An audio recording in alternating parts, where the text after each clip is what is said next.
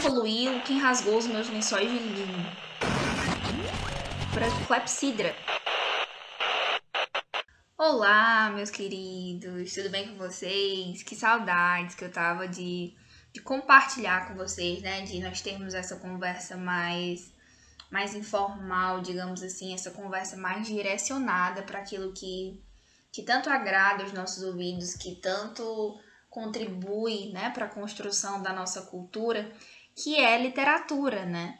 E para hoje, vocês devem ter visto aí que estão saindo em blocos algumas das obras simbolistas de maior prestígio, as queridinhas dos vestibulares, dos nossos livros de literatura e também das nossas aulas, né? Então, nesse momento, vocês devem estar aí observando as análises, né, as críticas em relação às obras simbolistas. E para hoje, eu trouxe algumas considerações sobre uma obra que também é de grande prestígio dessa escola, que é a obra Clepsidra, né? Um livro repleto de poesias do nosso escritor Camilo Peçanha.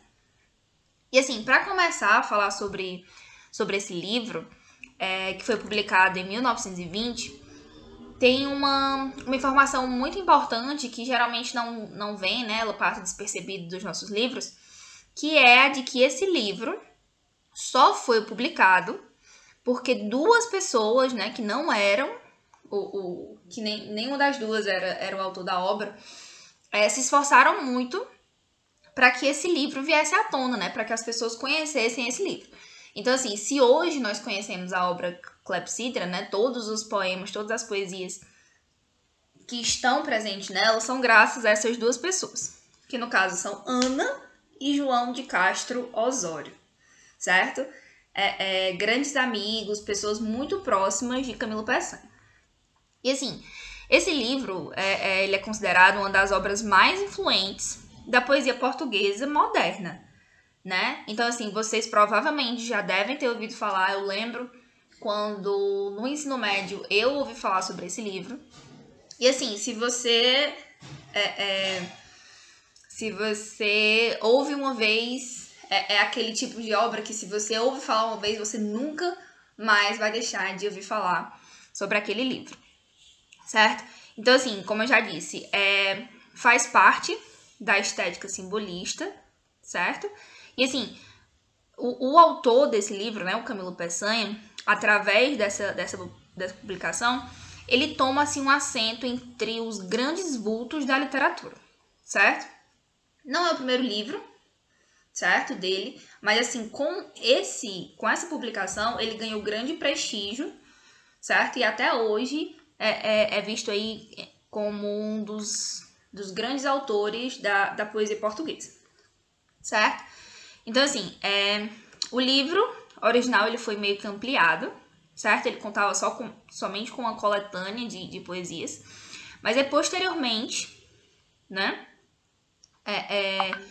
o João de Castro Osório, filho daquela Ana, né, que eu tinha falado, acrescentou alguns poemas que foram encontrados nas composições do Peçanha, certo? Ele não tinha inserido essas poesias dentro dessa obra, mas quando o livro foi publicado, ele foi publicado de maneira ampliada, ou seja, algumas outras poesias foram inseridas nesse livro, certo? E, assim, essas pessoas eram amigas de Peçanha, certo? A Ana e o João de Castro.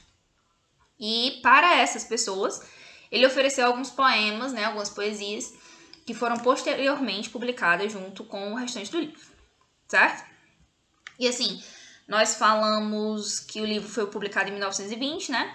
Mas novas edições foram publicadas nos anos de 1945, 1954 e 1969, tá? E assim, na edição aumentada, o João de Castro, né, o amigo do Camilo Peçanha, o autor primeiro desse livro, o livro ele é composto de 4 partes, certo? Que são sonetos, poesias, versos dispersos e fragmentários e poemas chineses que foram traduzidos, certo? São essas 4 partes. Sonetos, poesias, versos dispersos e fragmentários e poemas chineses que foram traduzidos. Essas 4 partes, elas são acompanhadas de um prefácio, né, que vai ali introduzir a obra.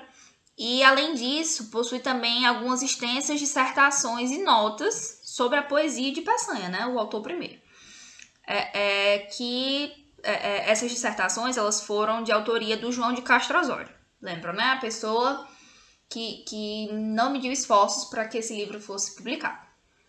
Né? Então, ele escreve sobre o amigo Camilo Peçanha, e essas dissertações, né, que são inclusive bem extensas, elas estão disponíveis e compõem o livro, tá? E assim, o livro primeiro, né, o único que foi publicado por Camilo Peçanha, ele reúne poemas compostos ao longo da vida do autor, né? Que assim, ele não escrevia esses poemas, mas mantinha na memória. Né? É um fato interessante sobre esse autor. Ele não escrevia o poema, mas mantinha o poema presente na memória, certo? E assim, com base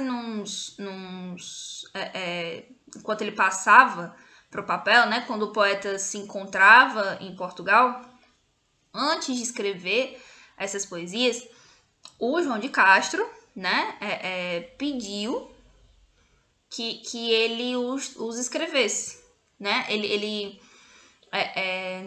Ele tinha guardado somente na memória, e a pedido, né, do João de Castro, que na época era aluno do liceu, né, parente do Peçanha, amigo do Peçanha, organizou esses poemas numa antologia coerente, certo?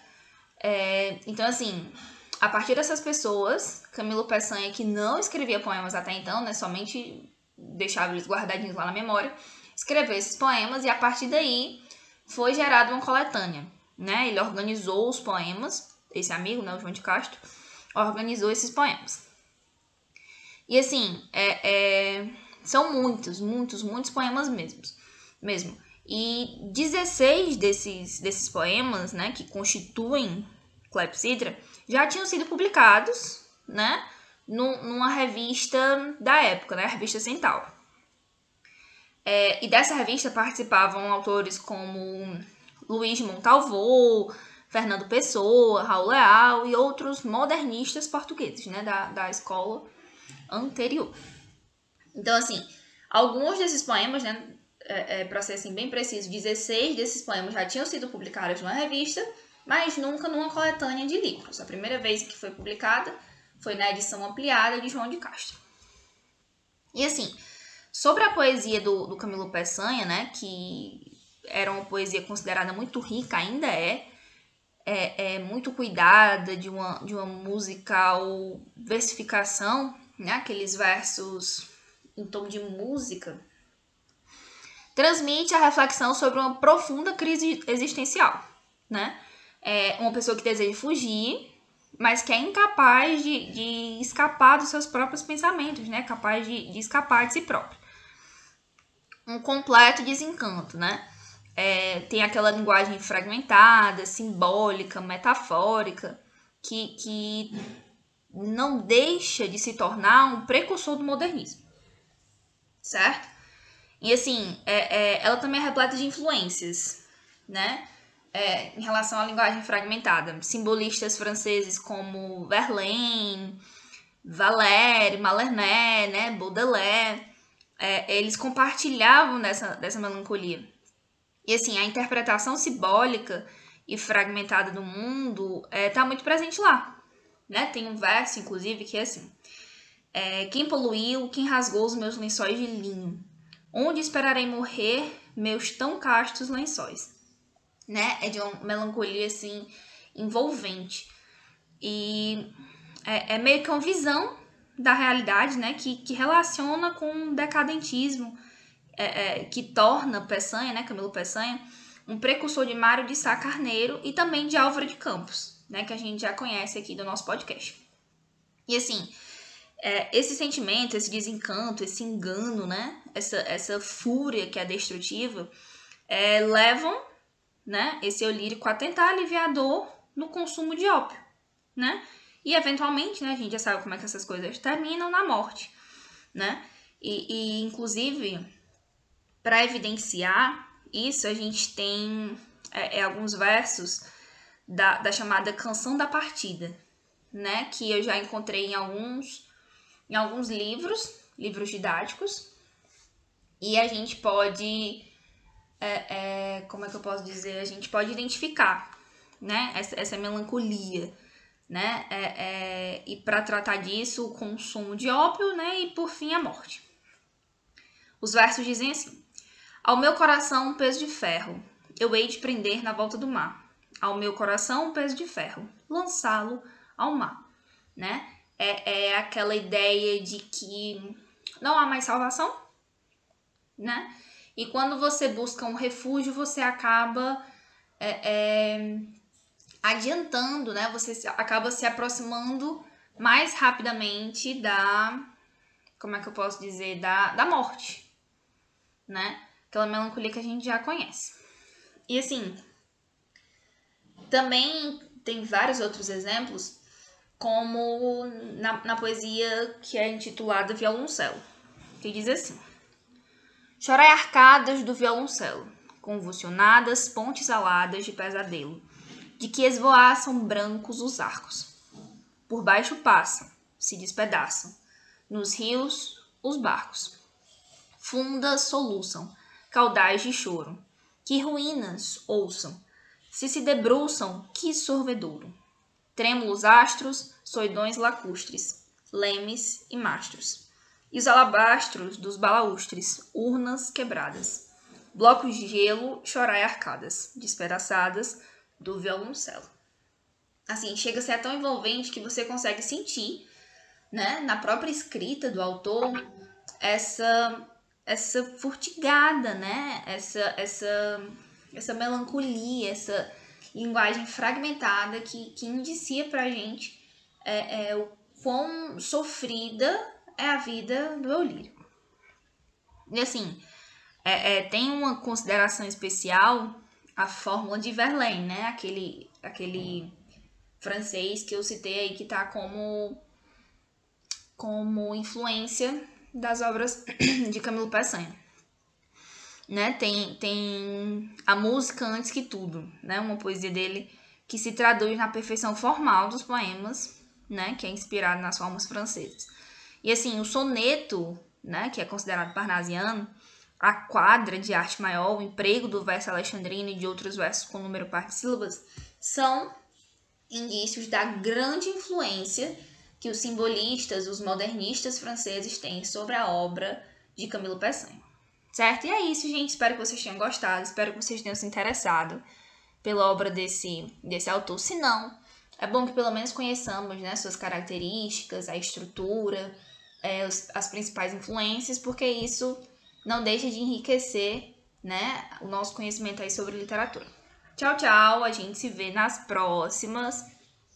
Logo mais sai a nossa discussão sobre a escola literária, né, em que nós, os 4 hosts, estaremos reunidos. Eu espero que vocês tenham gostado. Tchau, tchau!